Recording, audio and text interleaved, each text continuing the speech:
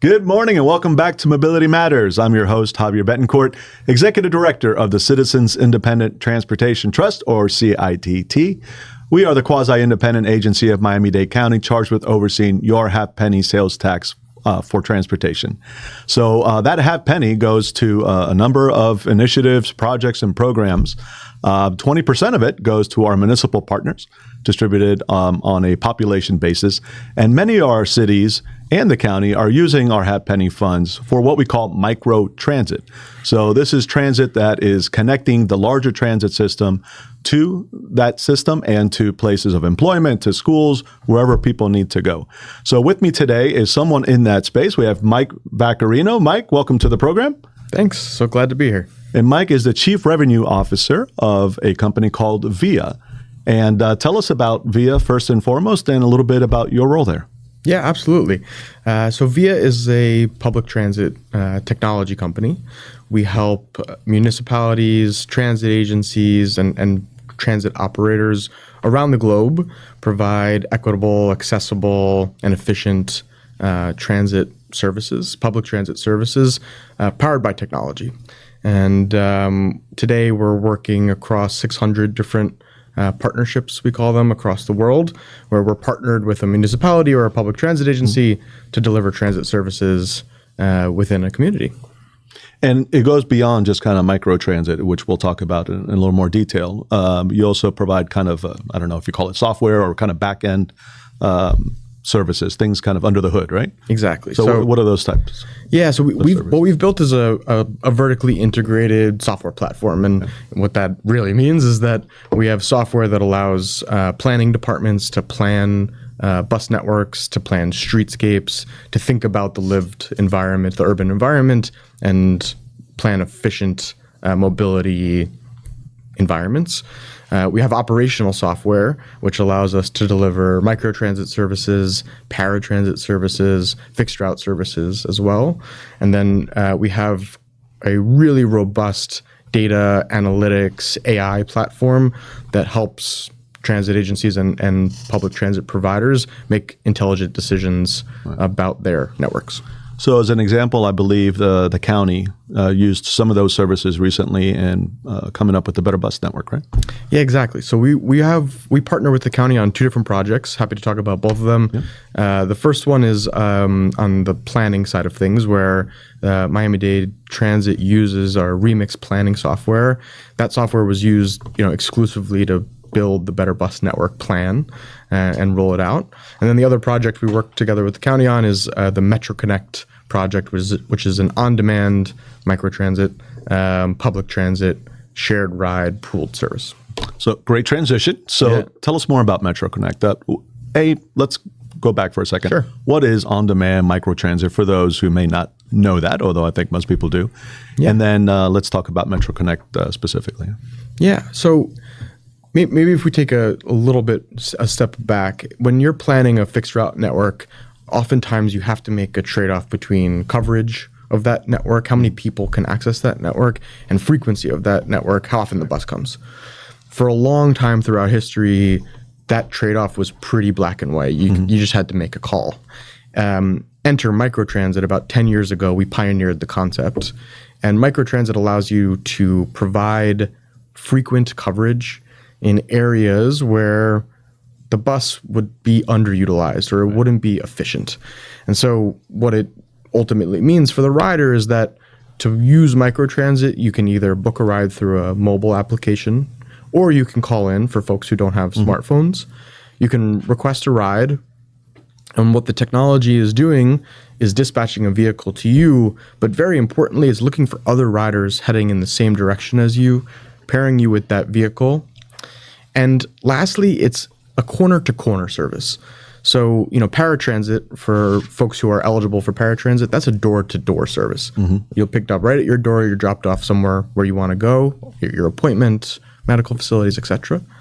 In microtransit, we're actually asking passengers to walk, usually a block or two, to a nearby corner to further aggregate those passengers into the vehicle and then deliver them to their final destination, which improves system efficiency and really makes it a form of public transit. Right. So let's talk about Metro Connect now. The county launched this, I want to say a few years ago. It started off as Go Connect, as I recall, right? The original morphed brand. into Metro Connect, just to keep up with the larger branding, Metro this, Metro that. So who do you serve? Yep. And how can people learn more about it? Absolutely. So I think we have a map that we're going to pull up, right? Yeah, we have about 14 different zones across Miami-Dade County. I think it started with about 3 zones in October of 2020. Cutler Bay was one of the first zones launched. And the primary use at that time under the Go Connect was connecting into public transit. So about 70% of our total trips that are booked on the Metro Connect app or through the phone connect into high-capacity rail or Metro bus.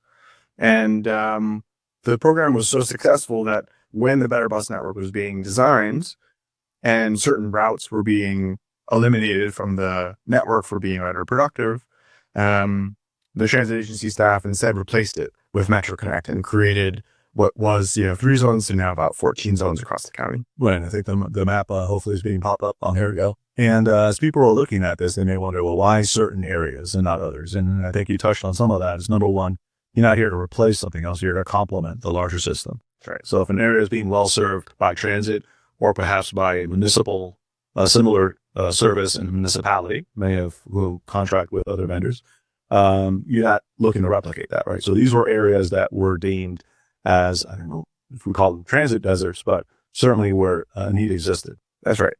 It allows people to connect. It's a feeder service into the broader fixed route network, and capitalizes on the investments that are made in Metro Bus and Metro Rail by getting people to those services.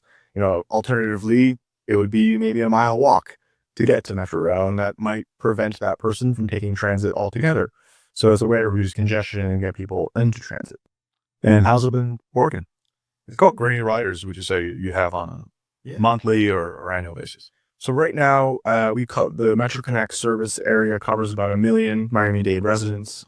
Okay. 600,000 of those would otherwise not have access to reliable, high-frequency public transit. We're doing about 40,000 trips per month right now. It varies a bit by zone, of course. Certain zones have higher ridership than others. And about 75% of the trips connect directly into transit. Good. And so in addition to this work with the county, I understand that a couple of municipalities have kind of tapped into that to provide their residents with their local on-demand microtransit service. Yeah. Who are those? So that's Cutler Bay and South Miami. So they've essentially, not to get too technical, but developed an interlocal agreement with Miami-Dade County where they're getting access to the Metro Connect program. The county is adding vehicles that otherwise wouldn't be there based on the funding that we're receiving from the municipalities. And overall, it's increasing the connectivity of the people in those communities because they can now travel kind of anywhere within the county. And I should note, I think the municipalities are using their share of the half-penny sales tax towards that, right? That's correct. Excellent. Shout out to Cutler Bay and South Miami. And we're here in South Miami. So I think we're having conversations with the Millers earlier about how that could connect people from this very building to the Metro Rail a few blocks away, right? That's right. And one of the interesting things about the Metro Connect app experience, and I encourage people to try it, is when you plan your journey in the Metro Connect app, you also get bus and rail instructions.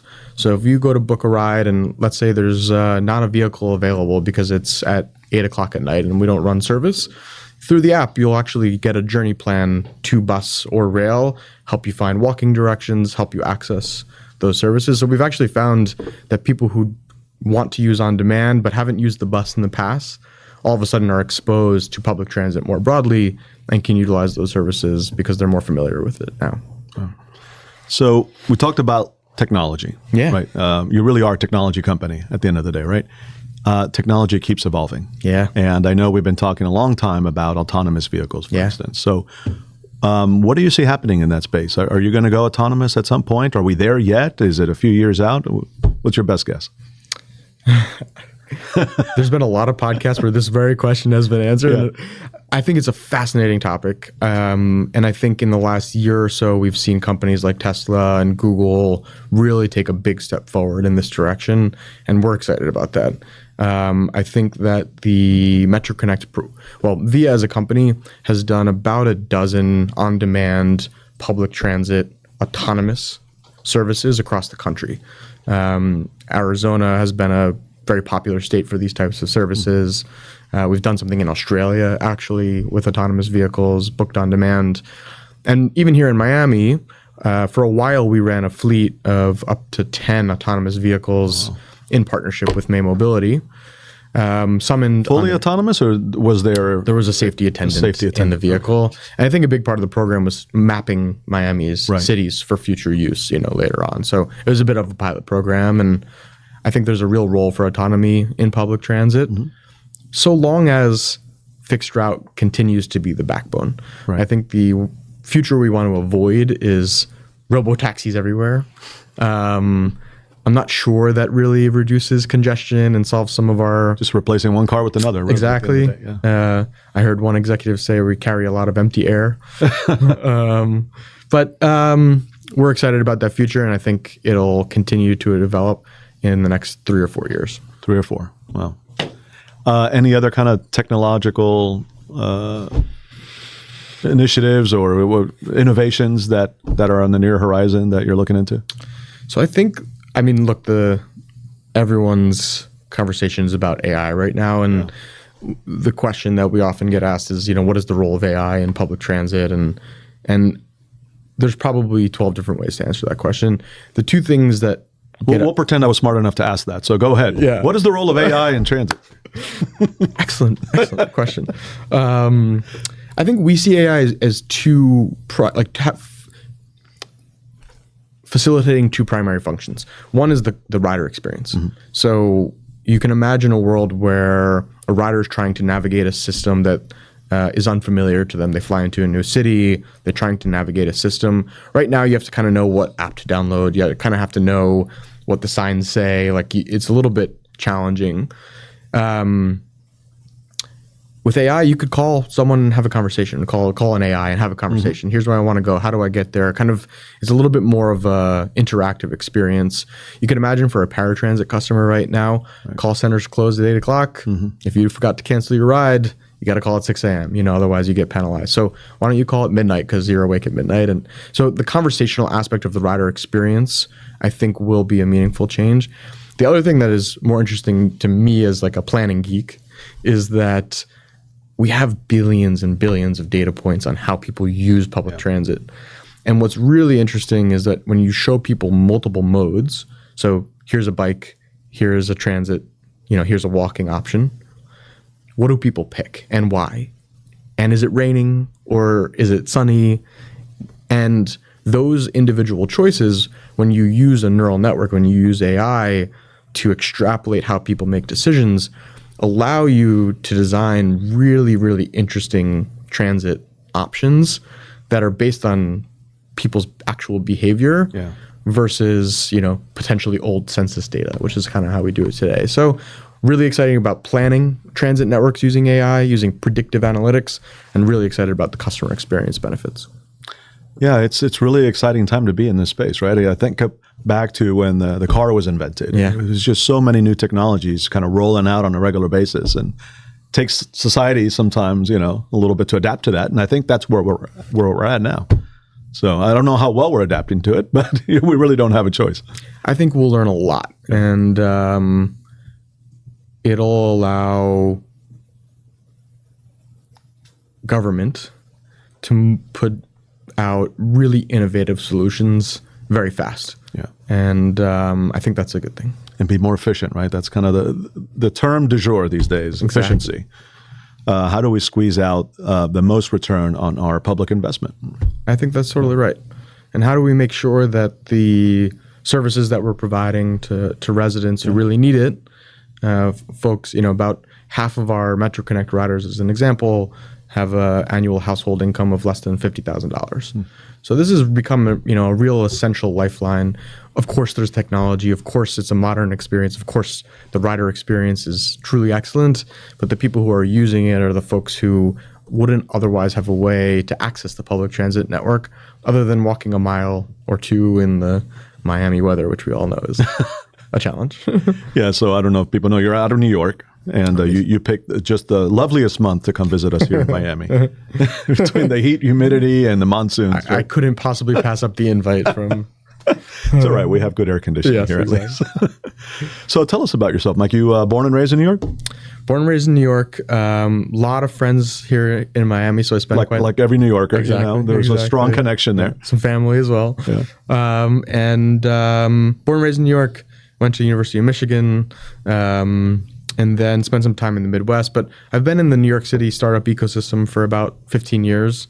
My last company actually got me to VIA, where we were building neural networks, AI. We were building neural networks for enterprise primarily, but we worked with government a little bit. And I really saw there the transformational impact that AI and neural networks could have in creating government efficiency. And ultimately, what we were doing were projects that helped cities make smarter decisions about land use, smarter decisions about traffic patterns and streetscapes. And it was there where I fell in love with the concept of how transit could transform communities. Came across VIA. I joined. I think we had about 15 agency partnerships at the time, and today we're north of 600. So it's been a really remarkable journey, I think. Great ride, yeah. No pun intended. Yeah, exactly. So you're a Wolverine. Yeah. How did you go from New York to Michigan? I went to a high school that had 100 kids in the class, and we were all in the same class since kindergarten. And I wanted something much bigger, and so I went as big as you could get. That's where I wound up in Michigan. But I went I was a kind of a pre-med and science nerd at the time, so it was a strong program, and I fell in love with it there. Yeah. How's the team looking this year? We'll see. We'll see. Oh, come on. That's not a big boast. Okay, so must not be looking It's too okay. good. We're national champions, so anything is a cake after that. Yeah, that's a good point. That's a good point. We're still trying to get back to it here. Yeah. So what else do we want to talk about? What are you reading these days? Anything interesting? I spend a lot of time reading about transit. Yeah. And that, I watch your podcast quite a bit, and I think there's Thank you. Appreciate that. Of course, there's a lot of interesting developments happening in the industry. I think even the most legacy consultants who for a long time said, microtransit won't work, are starting to write really interesting pieces about the role of on-demand transit and autonomous vehicles in transit. So I spent a lot of time thinking and writing and reading about transit. Yeah. Well, listen, so as good a time as any to announce to our viewers that we're actually working with the Miami Book Fair. We have this wonderful book fair here in Miami. It takes place the weekend before Thanksgiving, and we're going to have a panel of authors to talk about urban planning and transportation and mobility. So please come back in November. It's much nicer than August, and you'll be able to engage with these great authors talking about these topics. So we have, by the way, so that's Victor Dover. We have Chuck Bull from the University of Miami. Who else? We got, 3 or 4. I think we're up to 5 authors. So it's going to be a great panel. We invite you back to listen to them and to engage. I hope you'll cut this part out, but I'll tell my boss I have a very important meeting in Miami. You do. You have to be here. I have to be here, yes. Juan Muyaret, I forgot Juan, is also going to be on the panel. So what do you think about Miami, by the way? So you're connected, right? So you probably come fairly frequently, and yet you're kind of an outsider at the same time. So you have this unique perspective on our city. You know enough of it, but you're also kind of detached in a way so that you can study us a little bit. What are your thoughts on this city and its potential for growth? To one extent, it's very similar. Be kind. No, Some New Yorkers, will tell me a little too honestly what they think about our city. No, I think there's a lot of similarities in New York and a lot of differences as well. I think one of the primary similarities is very diverse city. There's a lot of different folks who come from different backgrounds from across the globe. It's very cultural, very melting pot in terms of who's here. And the other thing that I think is most interesting is that Miami and Miamians are bold, and they're willing to try new things. They're willing to take bets. They're willing to take risks. And in addition from coming from New York, I work with cities all across the U.S., Midwest, Southeast, out in the West Coast as well. And there's a certain conservatism that comes with, especially in government, that comes from trying new things, and evidenced by the autonomous vehicles that we have here. Mayor Suarez's kind of digital presence or willingness to engage is very unique, I think. And I admire the boldness. Well, that's great to hear. Yeah. And we're also handsome and charming. The best looking Okay, thank you. city in the world, in America. Yes.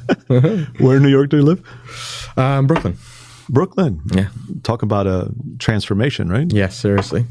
It's a really great place to raise a family, and transit's great. And yeah. Wonderful. Well, Mike, anything else you want to talk about? Any shout outs, any professional organizations you're involved in? Well, I'll be at the APTA conference in Boston, as you may be in a few weeks. No, we have a travel free, so no APTA for me. Got it. But look, I mean, shout out to the county. Honestly, I think we've been working together with Miami-Dade Public Transit for 5 years now. It's been a really, I think, mutually rewarding relationship. We've learned a lot together. We've tried new things, and ultimately, what we've been able to do is put 1 million people across the county provide 1 million people across the county with high capacity, reliable, safe, efficient public transit.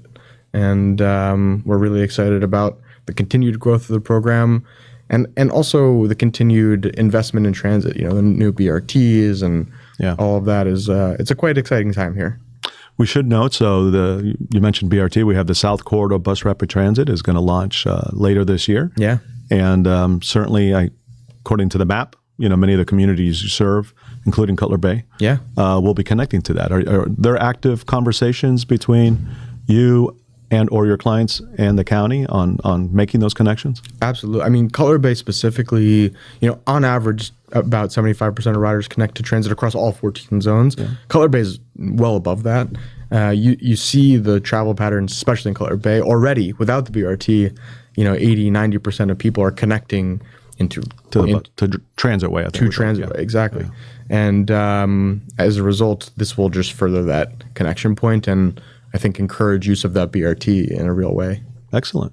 Well, listen, Mike, I want to thank you for everything you do to help move our Miamians around. And thank you for being a guest. I know we've been trying to schedule this for some time, and the calendars finally aligned. They did. Appreciate it. I'm glad I was able to join. Listen. Thanks. Thank you. Folks, that's all the time we have here on this program. You are welcome back every other Thursday from 9:30 to 10:30 to learn more about transportation, mobility, and other issues that intersect with that very important and critical topic. I want to thank our partners here at Miami's Community Newspapers for hosting and producing the program.